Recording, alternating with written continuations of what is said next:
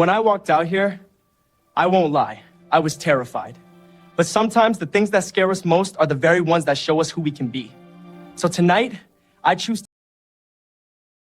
أنا كنت نيرفس جدا وسكيرد أول ما طلب مني المستر أعمل سبيتش قدام الكلاس.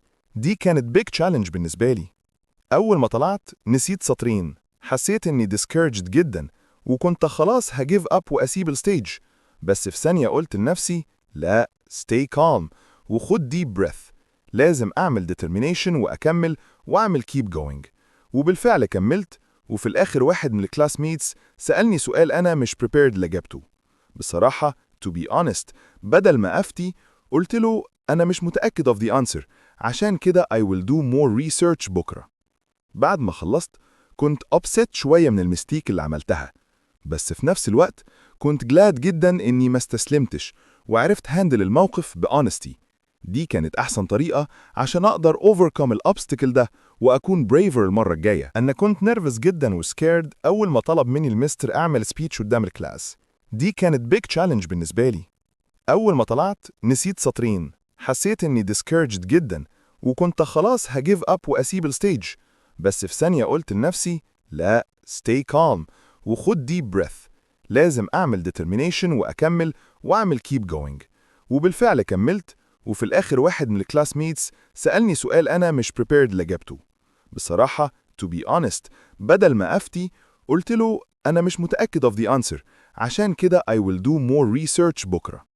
بعد ما خلصت كنت upset شوية من المستيك اللي عملتها، بس في نفس الوقت كنت glad جدا إني ما استسلمتش وعرفت هاندل الموقف بhonesty.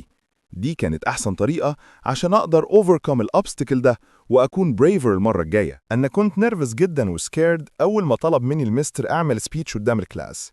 دي كانت big challenge بالنسبة لي. أول ما طلعت نسيت سطرين، حسيت إني discouraged جدا وكنت خلاص هجيف أب وأسيب الستيج. بس في ثانية قلت لنفسي لا، stay calm وخد deep breath.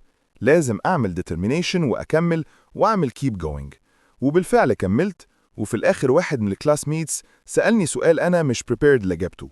بصراحة to be honest، بدل ما أفتي قلت له أنا مش متأكد of the answer، عشان كده I will do more research بكرة. بعد ما خلصت كنت upset شوية من المستيك اللي عملتها، بس في نفس الوقت كنت glad جدا إني ما استسلمتش وعرفت هاندل الموقف بhonesty. دي كانت أحسن طريقة عشان أقدر overcome الأبستكل ده وأكون braver المرة الجاية. أنا كنت nervous جدا وسكيرد أول ما طلب مني المستر أعمل speech قدام الكلاس. دي كانت big challenge بالنسبة لي. أول ما طلعت نسيت سطرين، حسيت إني discouraged جدا وكنت خلاص هجيف أب وأسيب الستيج. بس في ثانية قلت لنفسي لا، stay calm وخد deep breath. لازم أعمل determination وأكمل وأعمل keep going. وبالفعل كملت، وفي الآخر واحد من الكلاس ميتس سألني سؤال أنا مش prepared لإجابته. بصراحة to be honest، بدل ما أفتي قلت له أنا مش متأكد of the answer، عشان كده I will do more research بكرة. بعد ما خلصت كنت upset شوية من المستيك اللي عملتها، بس في نفس الوقت كنت glad جدا إني ما استسلمتش وعرفت هاندل الموقف بhonesty.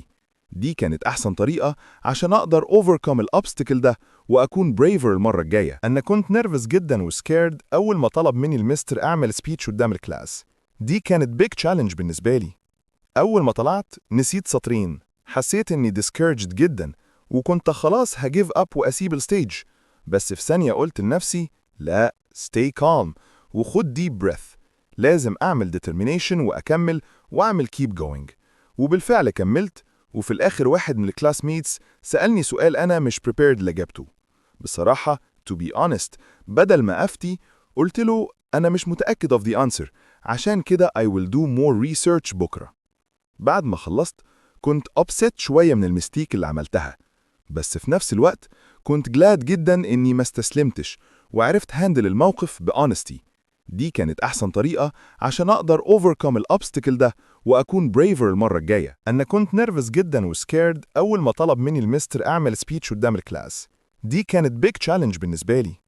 أول ما طلعت نسيت سطرين، حسيت إني discouraged جدا وكنت خلاص هجيف أب وأسيب الستيج. بس في ثانية قلت لنفسي لا، stay calm وخد deep breath. لازم أعمل determination وأكمل وأعمل keep going.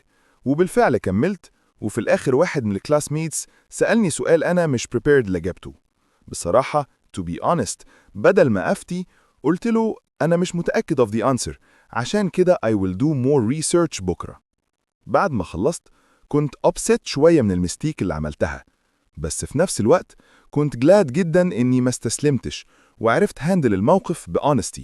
دي كانت أحسن طريقة عشان أقدر overcome الobstacle ده وأكون braver المرة الجاية.